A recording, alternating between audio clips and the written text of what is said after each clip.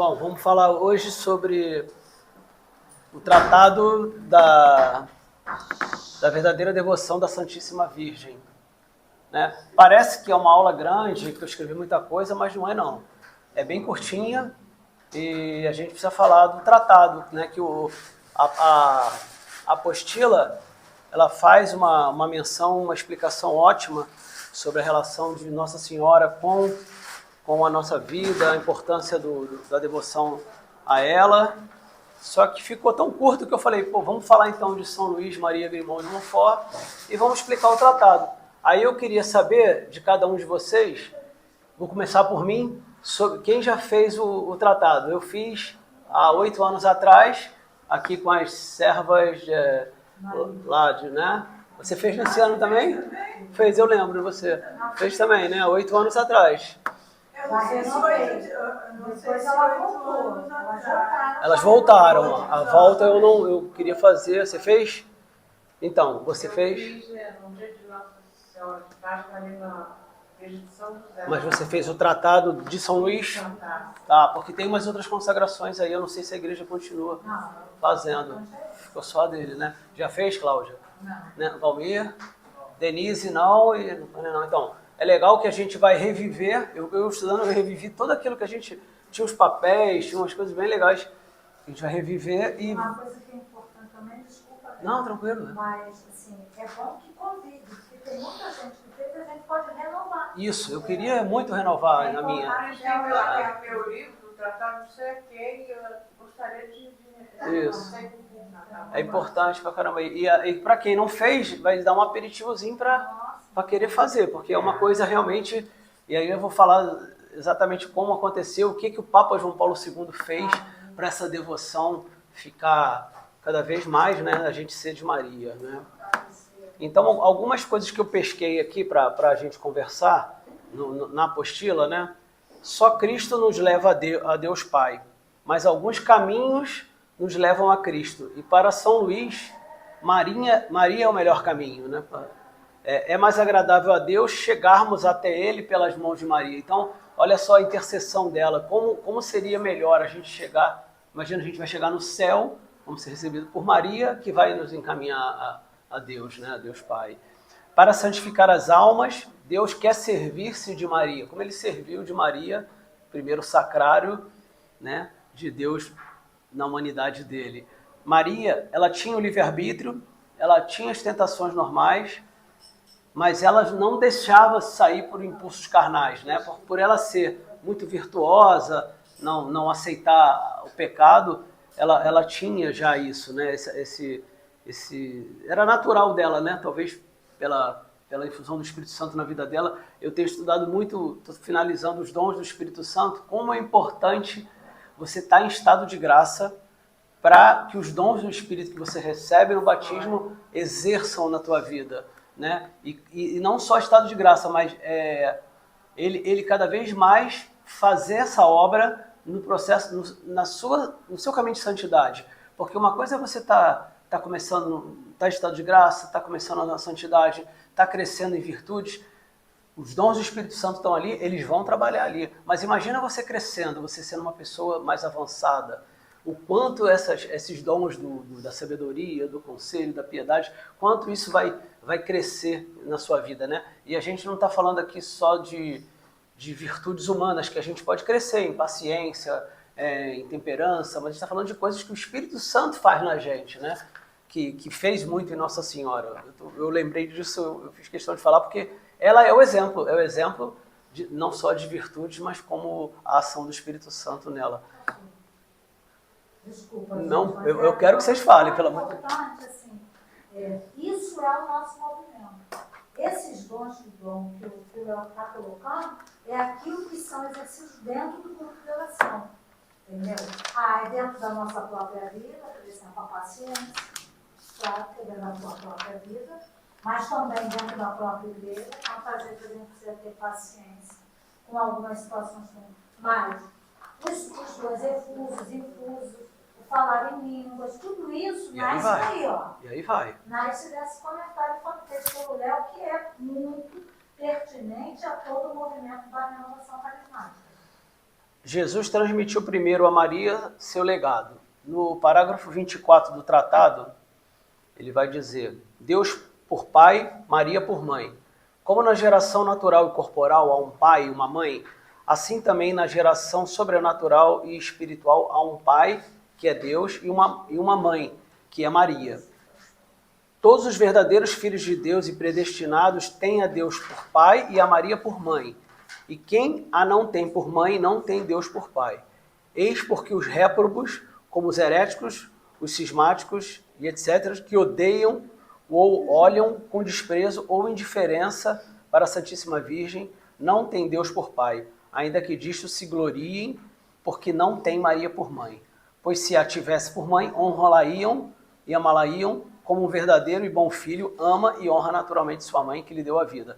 Isso são, eu vou lendo aos pouquinhos, né, que até na apostila cita, esses parágrafos do tratado, né, que a gente vai falar dele depois, mas tudo é São Luís falando num período dificílimo de Revolução Francesa, de ataque à igreja que estava tentando combater as heresias, e a gente vai falar dele no final.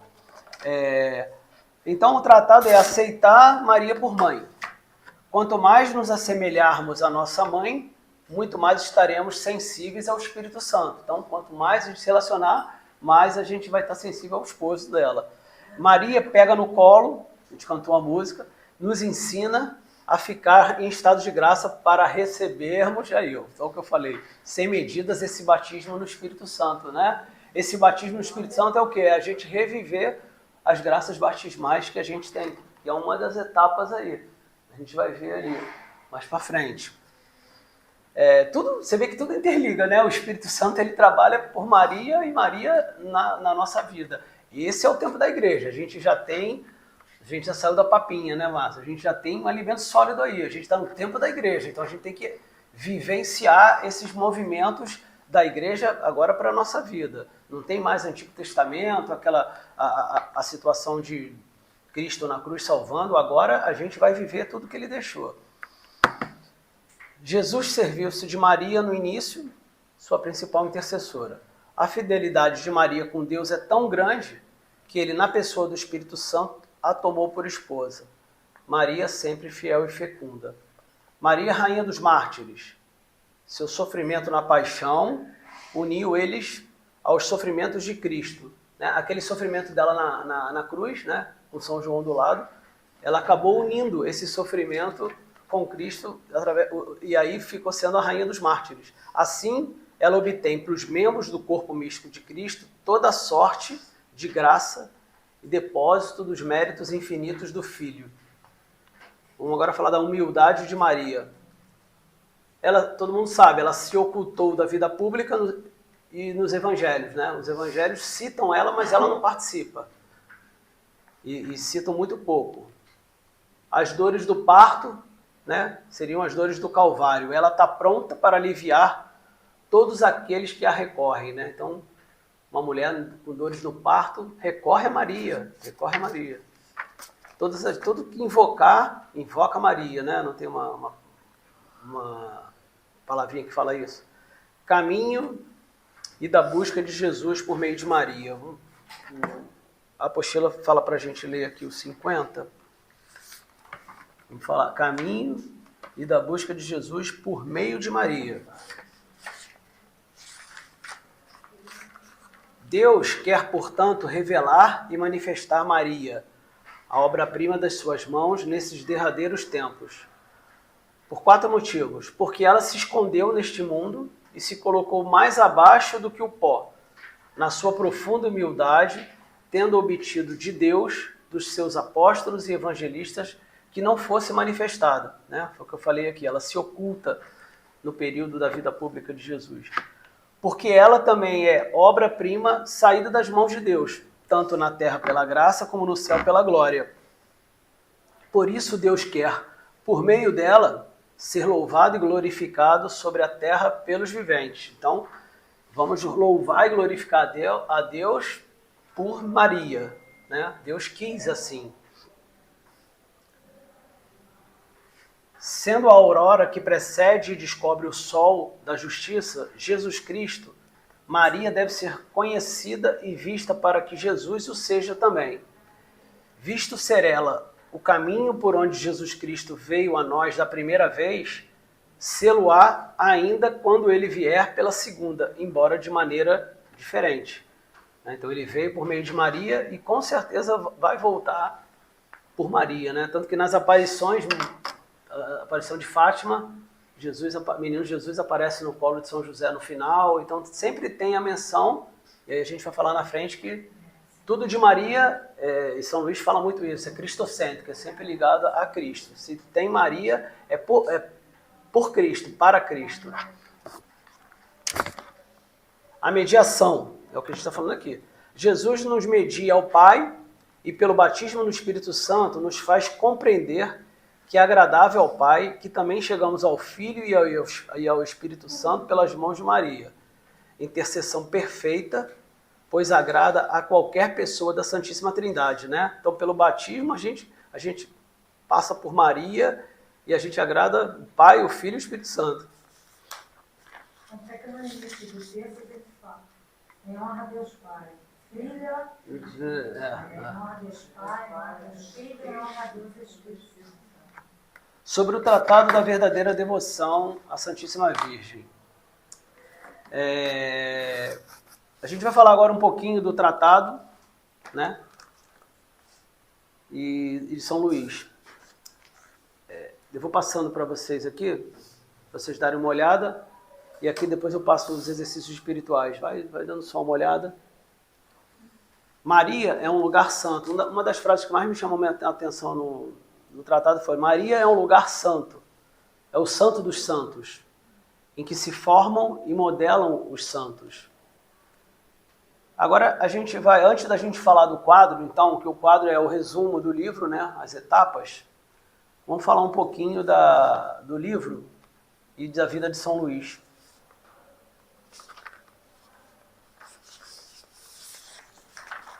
Bom, quem foi São Luís Maria de Grimão de Montfort? O dia dele é 28 de abril, acabou de passar. O fundamento da espiritualidade dele, uma frase que ele fala, vou ler aqui: eu não acho que uma pessoa possa ter união íntima, essa é a opinião dele, eu não acho que uma pessoa possa ter união íntima com o nosso Senhor e uma perfeita fidelidade ao Espírito Santo se não tiver uma grandíssima união com a Santíssima Virgem. Isso aí mata o protestantismo todo, né? E a grande luta dele, que eu vou explicar mais à frente aqui, é contra o jansenismo, que foi o pilar ali do auge do protestantismo, daquela nossa, não, a salvação é só para alguns eleitos, não é para todos. E aí, como é que fica a nossa relação com Nossa Senhora? Como é que fica a nossa relação com o Espírito Santo se é para poucos? Se os predestinados, que são poucos, né? E ainda tem outras heresias, eu não sei se é aquela Adventista do Sétimo Dia, que fala que são só 144 mil, né? Que eles botam ao pé da letra o que está escrito em Apocalipse. Então, assim, é uma coisa assim, muito importante entender essa relação com Deus Pai, Deus Filho e Espírito Santo por Maria. E aí São Luís vai falar: toda a nossa perfeição consiste em ser conforme, unidos e consagrados a Jesus. Imitar Maria quer dizer a criatura mais conforme a Jesus. Então, se Maria é a criatura mais perfeita, então imitemos Maria. Ele nasceu em 1673, na antiga Bretanha, né, hoje é Grã-Bretanha, Inglaterra, de uma família cristã, e logo entrou para um colégio jesuíta na França. Depois fez seminário em Paris, Universidade de Sorbonne, era um cara muito inteligente. Com 27 anos foi ordenado padre, e ele era um homem de muita oração, muita ação, e aí o foco dele principal é um apologeta em defesa da fé católica contra a heresia jansenista, que é esse negócio da salvação que eu falei. Contra o racionalismo, contra o protestantismo. Era uma época conturbada, né? A época de Revolução Francesa. Ele gostava de se definir como um servo de Maria. Ele era muito atraído pela submissão de Jesus à Virgem, seguir Maria para encontrar Jesus, era o que ele falava. Aí, mais para o final da vida pública dele lá dentro, depois que ele foi padre, ele montou um pastoral, sempre ligado a Maria, culto à Virgem. Aí ele propagou muito o Santo Terço, que era feito só em lugares privados, ele propagava, organizava procissões, celebrações marianas. Então, muita coisa que a gente faz hoje, né, que chegou também no Brasil naquela época, foi muito dele lá na França naquele período, né? Tanto que o Brasil pegou muito essa devoção também de procissão, da relacionamento com Maria também, deve ter vindo dessa época, né? Porque eu já tinha... Foi um apologia também, essa defesa de fé. Nessa época precisava muito, muito. E o cara, tu vê, ele vai para a França para estudar lá e era o principal problema, né? O principal local. Nos últimos anos de vida, ele pregava muito a pedido dos bispos em lugares onde o jansenismo se alastrava. Ele morre com 44 anos em 1716, novo, né? Em 1888 ele foi canonizado, você vê, 170 anos depois, foi canonizado pelo Papa Leão XIII. E em 1986, São João Paulo II adotou o seu pontificado modo Totus Tu, que é a música que a gente vai estar no final, Todos Maria. Quer dizer, então você vê, né? Nos nossos tempos, o Papa pega e fala, não, agora sou todo de Maria, não tem como.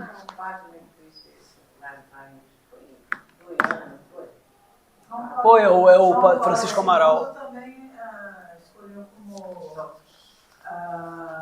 lema da pontificado dele. Então, esse não foi? Eu falei João Paulo II? Eu falei São João Paulo II, o lema do pontificado dele. Modo Totus Tu, né? Vocês que viveram mais, vocês, né? Eliane, Márcia, Celina também, Ângela, vocês viveram muito esse momento de Papa João Paulo II. Eu era muito pequeno quando ele veio aqui no Brasil, mas vocês viveram isso, né? A experiência, Eliane. Valmir, eu não incluí o Valmir. Ó, tirei a Denise da jogada. Tirei você, Cláudia. Eu também. Isso aí. Passou por aí, assim, ó. Coisa linda. O O que vocês viveram é uma honra, pô. Eu não pude viver. Eu não tive nada, porque eu não vi João Paulo e Francisco. Viu na TV, né? João Paulo estava no centro. Nossa, ele passou da presidente Vargas. Eu estava aqui. Eu estava quando ele chegou.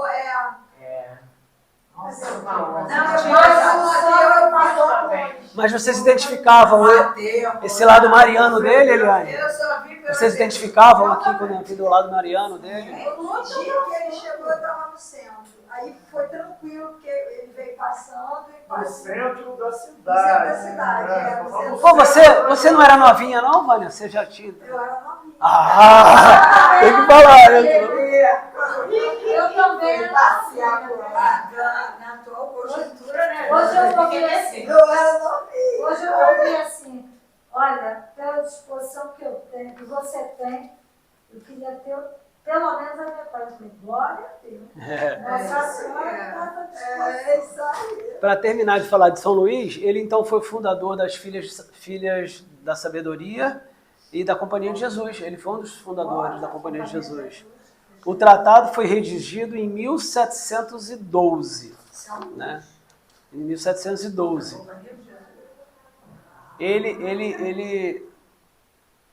Sobre o tratado, ele ficou escondido uns 150 anos, por causa da Revolução Francesa. Ele foi encontrado, então, em 1842, quer dizer, aqui está 130 anos, né? Ele foi redigido em 1712 e foi encontrado só 130 anos depois. Ele ficou oculto devido àquele momento histórico que eu falei no começo, um período conturbado e o furor da Revolução Francesa que agredia muito os católicos, né? Então tinha que esconder. E o medo, aí parece que eles esconderam em fazendas vizinhas, em baú, para evitar que fosse destruído, né? Porque não tinha essa divulgação toda. Já tinha a imprensa, mas foi um livro que não houve a divulgação por causa do período difícil. Então esconderam em fazendas próximas o livro para que um dia alguém fizesse a obra, né? E acabou se perdendo. Na verdade, acabou se perdendo. Ele morreu e ninguém localizou. Alguém, parece que foi um padre, né? Foi encontrado casualmente por um padre da Companhia de Maria. Os originais. Mas não tinham réplicas na época, né? E foi encontrado casualmente por um padre da Companhia de Maria. E aí ele levou, né? Aí foi ver a autenticidade, né? Que foi dele. E ali realmente identificaram, eu não pesquisei para achar, mas tem uma profecia de São Luís que cita esse sumiço do que aconteceria. Por quê? Vocês já adivinham quem foi o principal responsável de querer que isso não fosse propagado? Quem foi? É o nosso maior inimigo, né? O demônio. O demônio, e ele cita no tratado, demônios e bestas furiosas tentarão esconder ou destruir o manuscrito no silêncio e na escuridão. Quer dizer, ele ficou dentro de um baú no silêncio e na escuridão, pois odiava a forte devoção que estava ali ensinada. Ele sabia que aquilo ali se propagasse. Ele é questionado até o tempo muito. Olha aí, viu? Ainda tem gente que questiona. Esses evangelhos de hoje aí. Por quê? O demônio não quer ele. Se ele não quer, a gente. Aí ele vai usar quem não gosta de Maria para propagar. Ah, isso aí é tudo maluquice desse santo aí e tal. Então, voltando então ao livro, né? Ele se divide então. Vamos agora começar a falar do livro. Vamos fazer uma síntese aqui do que a gente viveu, né? Que fez a consagração, e para vocês verem como é que vai ser quando um dia fizerem, né? Ele se divide, dá para ver aí, de janeiro até 7 de novembro. Com um parágrafo por dia, você pode ler ele um parágrafo. Aí vocês podem fazer a consagração, né, Eliane? A pessoa pode comprar o livro e fazer. Tem que ir lá, isso. lá pro padre, dizer que fez. Eu não sei como é que faz no final essa consagração, Não, né? aí o padre ele questiona algumas coisas do livro viu? e autoriza. Se demorar para ter, eu vou acabar fazendo. E aqui a gente não Não faz. vai não, que eu tenho certeza que isso não passa pela gente sem ter um resultado imediato. Eu creio que Ótimo. vai ter. E assim, o livro ele indica um ano, né? Mas o curso aqui é 3 meses, eu vou falar sobre como foi o curso. Então ele se divide, ele um parágrafo por dia em apresentação e introdução. Aí ele divide em apresentação, introdução e 8 capítulos, que a gente vai dar uma lida aqui, que são esses capítulos aqui. No curso é feito um capítulo por encontro, né? Cada capítulo num encontro, porém 14 encontros, são 3 meses e meio. E aí a gente acrescenta, além dos capítulos da introdução, você vê que o curso é tão completo que começa falando um dia sobre graça e batismo, é importante, porque a gente falou no começo aí da graça e de saber que vão ser renovadas as promessas batismais por intermédio da Virgem.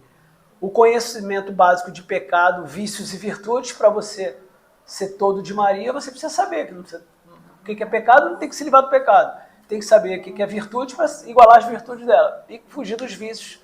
Então é importante também, eles dão isso. Eles dão muito aquela obra de São João Paulo II, Teologia do Corpo, tem um dia todo que eles falam sobre isso, é um livro lindíssimo. E finalidades e efeitos da Santa Missa também, quer dizer, esses efeitos que a gente participa da Santa Missa, a importância do estado de graça exatamente para poder viver isso, né? Bom, vou mostrar o quadro agora, um pouquinho. Posso só fazer um Isso. Assim, eu sou apaixonada por ele. O tratado é Realmente, lindíssimo.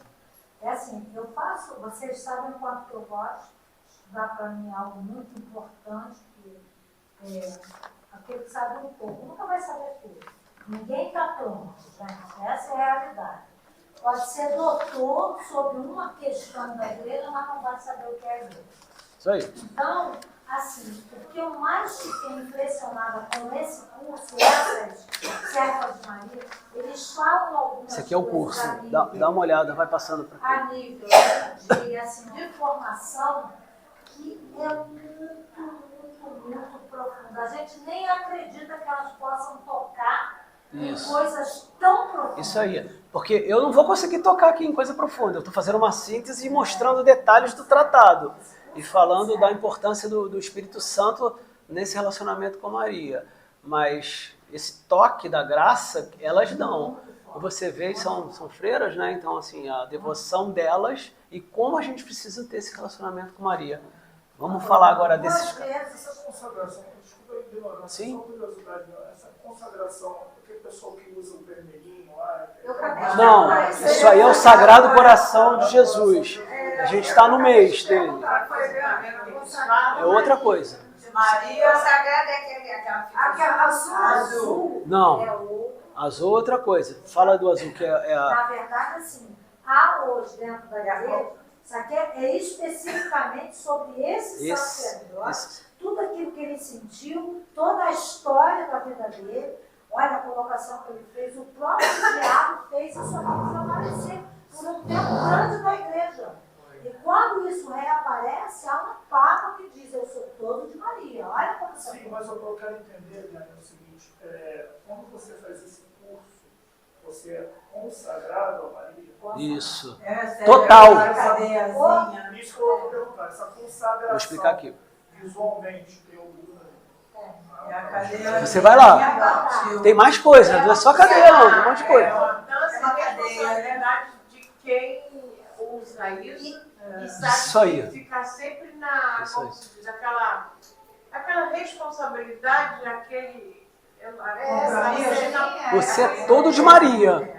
Isso aí. Escravo de Maria. Escravo de Maria. Ela, graças a Deus, ela nunca reventou. A minha arrebentou rápido. Arrebentou rápido, você sumiu. A minha revelou. A Maria não resistiu, que ela já saiu. Isso. Tem um quadro... Isso aqui, esse curso Esse é curso. agora? Não. Já aconteceu. Aconteceu e estamos esperando ter de novo na paróquia. Eu falei, o meu está exposto todas as vezes. Ah, sim. Você falou. Outra devoção. Você sabe que tem a devoção ao sagrado. Bom, vamos dar uma geral então aqui no tratado, porque tem algumas dúvidas que eu acho que nos capítulos a gente iria aprender, ou ler, ou no curso, né? Então, como introdução, vai falar de Maria nos desígnios de Deus, vai falar da humildade dela. Maria, a obra-prima de Deus, quer dizer, Maria foi uma obra preparada por Deus para ser o primeiro sacrário ali de Jesus, né? Então, ela foi totalmente preparada. Ela não, vamos pegar aquela menina ali. Não. No capítulo 1 eles vão falar sobre a necessidade da verdadeira devoção. Então, qual a necessidade dessa verdadeira devoção? Porque se a gente não entender essa necessidade, a gente não... Pô, eu sou devoto de Maria, porque eu gosto de ir lá em Aparecida, tudo bem, mas vamos agora aprofundar. É aquele negócio do alimento sólido, né? A gente precisa entender esse relacionamento com a mãe. Deus quis servir-se de Maria na encarnação. Deus quis servir-se de Maria na santificação das almas. Então, as nossas almas vão ser santificadas porque Deus quis servir dela. Maria, rainha dos corações. Maria, necessária aos homens para conseguir a salvação. Então, vamos à salvação que Cristo prometeu, mas ela é necessária para a gente conseguir. No capítulo 2 vai falar as verdades fundamentais dessa devoção à Virgem. Então, as verdades fundamentais, que a gente falou, cristocêntrico. Jesus é o fim último da devoção. Ninguém está aqui querendo fazer Maria como uma grande deusa, né? Todo mundo sabe, que a gente quer é chegar a Jesus. Pertencemos a Jesus e Maria na qualidade de escravos. Então, vamos entender o que é ser escravo de Jesus e de Maria. Devemos esvaziar-nos do que há de mal em nós, o entendimento do pecado, de todos esses vícios nossos. A gente precisa entender isso para aumentar o relacionamento. Da mesma maneira que eu falei no início do relacionamento com o Espírito Santo, para a gente ter os dons do Espírito Santo, a gente precisa estar em estado de graça para também ter um relacionamento mais próximo de Maria. Você também precisa. É claro que se você é um pecador, você cai e você percebe que caiu, com certeza Nossa Senhora sabe que você está em pecado, ela vai te acolher. Isso não é sobre isso, mas para você aumentar o relacionamento, você precisa estar no estado de graça. Senão você não vai ter a mãe a toda hora, né? Aquelas pequenas intuições que eu falei lá no Dom do Conselho, aquele relacionamento da Eliane reclamando com Maria por causa do Elson, que achou que ele não estava devotamente ali naquele dia, e daqui a pouco ele aparece com uma dor. Então, essas coisas, só você tem que estar muito unido, não é, Eliane? Não tem jeito. E assim, a manifestação de um dom aqui que a gente acabou de viver. Qual foi a palavra de sabedoria ou de ciência que acabou de ser dada? Nossa Senhora estaria dando entendimento. Entendimento. Não tem como. Se você não entender essa vida dela, na nossa, a gente não tem como vivenciar. Temos necessidade de um mediador junto ao mediador que é Cristo. Mas aí aquela, né, Valbinha, aquela briga do protestante, né? Peraí, a gente pode ir direto a Jesus, por que eu vou para Maria? Não, temos necessidade dessa mediadora para Jesus. Ela chega ao coração. Ela chega, ela é o caminho mais fácil, mas você pode falar com Jesus, pode falar com Deus Pai, com o Espírito Santo, isso aí não, nada impede, não tem um impedimento aqui por ela existir, muito pelo contrário, ela facilita. É-nos difícil conservar a graça e os tesouros recebidos de Deus. É difícil, então a gente conta com ela, né? A gente recebe tanta graça de Deus, tanta coisa boa, a gente precisa dela. No capítulo 3, ele fala da escolha da verdadeira devoção à Santíssima Virgem. Então escolhemos. Então, quais são os motivos? Aí ele vai falar dos sinais da falsa devoção à Virgem Santíssima. Então, muitos se acham devotos, mas são falsos devotos. Os críticos, eu acho legal Maria, mas será que era isso tudo mesmo? Será que não era? Eu sou devoto, eu tenho a santinha aqui de Nossa Senhora Aparecida, mas será que ela é isso mesmo? Esse é um falso devoto, pode ter certeza. Esse já é um sinal que ele não é aquele devoto de verdade. Ele não entendeu. O escrupuloso, aquele que acha que Maria é tudo e não precisa falar com Jesus e Maria faz tudo, quer dizer, ele é um exagero de escrúpulo, né? Os exteriores, os que só querem mostrar, andam com rosário pendurado, com 50 coisas, querem aparecer. Os presunçosos, que se acham melhores do que os outros, né? Tem muitos centros de catequese, né? O Santo Dom Bosco, ele tem essa falha de se achar mais católico do que os outros. Então ele acaba falhando numa coisa principal, que é a humildade, que eles têm, mas eles não sabem lidar muito com isso, porque eles se acham muito inteligentes. Eu vejo assim, né? Os inconstantes, e aí a gente acaba sendo um falso devoto às vezes, que a gente não tem aquela constância do relacionamento com Maria. A gente precisa ser mais devoto. Hipócritas, não precisa falar, e os interesseiros, né? Não, Maria, me ajuda aqui que eu vou resolver aqui minha vida e depois, quando eu lembrar da senhora de novo. Não é, o relacionamento com ela não é assim. Isso não é devoção. A verdadeira devoção, ela é interior, né? Então, nas nossas orações, essa conversa íntima que a gente tem, terna, carinhosa, santa, constante. Nossa Senhora tem aquelas jaculatórias que você pode ficar aí o tempo todo, né? Isso aí é muito importante. Muito importante. Terno, Terna, santa e constante e desinteressada. Você assim, é aquela frase do Espírito Santo, o que vamos fazer hoje? A gente pode fazer com Maria também. Maria, o que vamos fazer? Eu não tenho interesse, o que a senhora quer? Eu não quero que a senhora me dê um monte de coisa, só quero andar com você, né? Essa é a constância e o desinteresse que a gente tem que ter. Essa é a verdadeira devoção. E as práticas, aí depois fala das práticas da verdadeira devoção, práticas comuns e perfeitas, aí vai citar. O capítulo 4 vai falar da natureza da perfeita devoção à Santíssima Virgem. O artigo 1 diz, perfeita e total consagração de si à Virgem. Perfeita renovação e votos de promessas do batismo. Quer dizer, vai falar da renovação de votos, nossa, né, e as promessas batismais. Então, nesse período, nesse momento do curso, vai ter a renovação dos votos e das promessas batismais. Só um olhar exclusivo de Maria, entendeu? É muito forte a informação dela. Quer dizer, parece até que é um sacramento da coisa tão, né? O capítulo 5 vai dizer motivos que nos devem fazer abraçar essa devoção. Então, chegou a hora da gente saber por que a gente vai abraçar isso. Primeiro, para nos consagrar inteiramente ao serviço de Deus. Né? Mas é a Virgem, não, mas agora sim, quando você consagra a mãe, você está se consagrando a Deus. Faz-nos imitar o exemplo de Deus, a humildade, né? A gente começa a ter a humildade, a aumentar a nossa humildade. Maria se dá ao seu escravo de amor.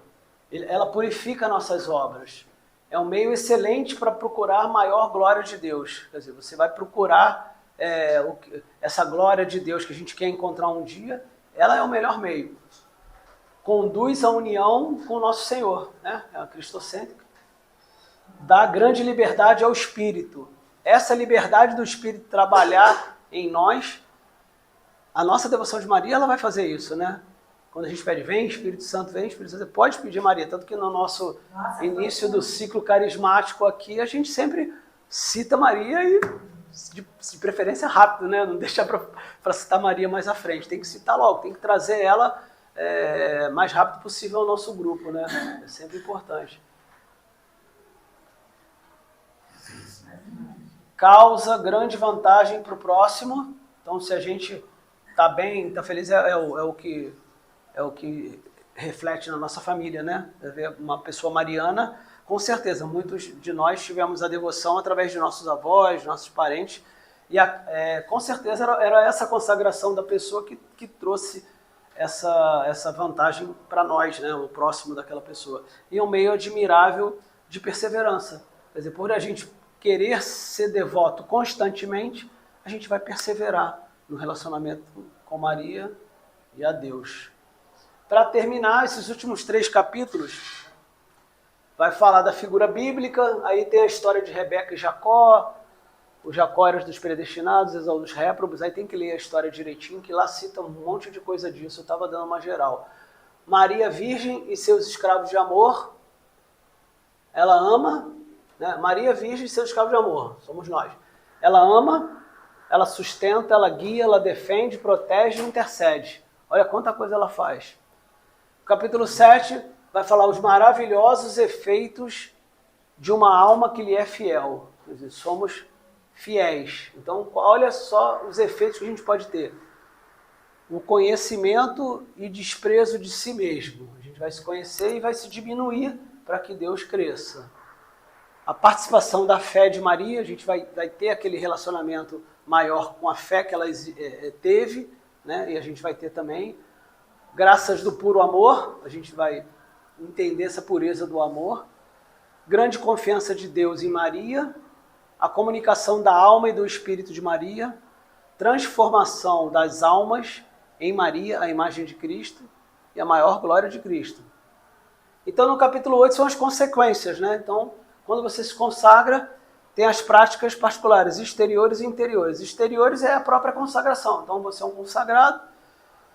Coroinha da Virgem. Lembra o que é isso, Eliane? Coroinha da Virgem é uma prática exterior. Uso das cadeias é uma prática exterior. O culto especial ao mistério da encarnação. O aumento maior da devoção da Ave Maria e o Rosário. Eu, depois que fiz a consagração, sempre queria ter o Rosário na mão, rezar o Rosário, rezar a Ave Maria. Aumenta a nossa devoção, né? O Magnificat, que a gente começa a cantar esse hino com mais frequência. Grava no coração. Grava no coração. E o principal é o desprezo do mundo. A gente começa a olhar o mundo sem aquela importância toda, porque temos uma importância maior, que é Maria. A música vai dizer exatamente as práticas interiores, que são as nossas práticas que a gente precisa entender e viver. Que é tudo por Maria, tudo com Maria, tudo em Maria e tudo para Maria. Você começa a ser o centro da vida de Maria em você. Depois, na parte final vai passando esse aqui. Na parte final, para terminar, na parte final do curso, ali no último mês, lembra, Eliane, tem as práticas dos exercícios espirituais, né? Então, a gente tem um mês de preparação. Depois que faz a consagração, ali no finalzinho dela, a gente tem um mês de práticas espirituais. A gente vai fazer práticas espirituais diariamente, Vânia. Diariamente a gente vai ter essas práticas.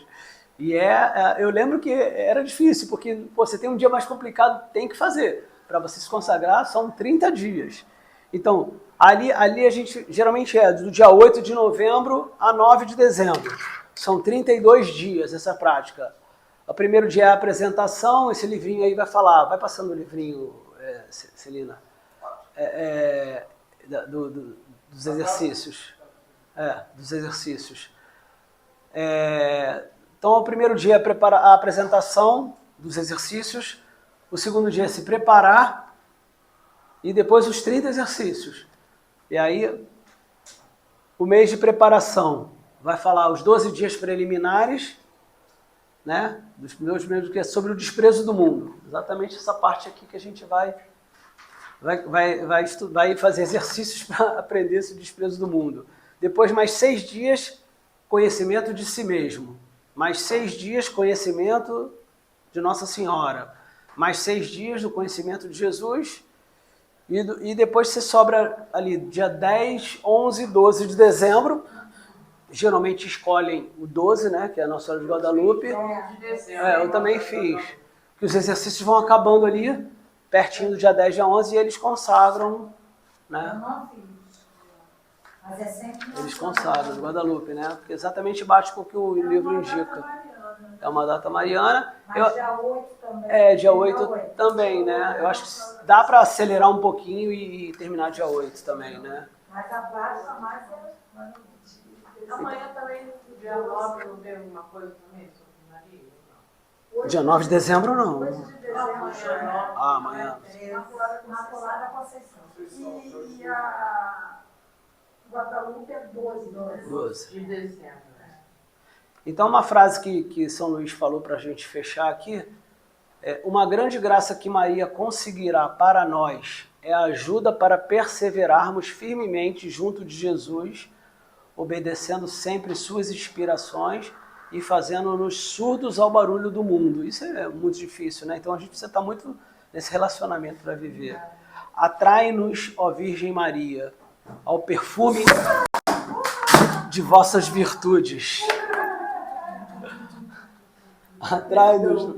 E foi exatamente no final aqui que a gente vai encerrar essa frase.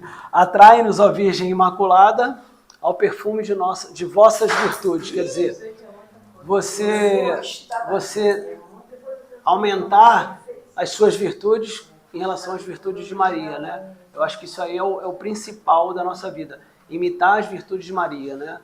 Se a gente conseguir entender isso, a gente vai aprofundar mais a nossa vida mariana.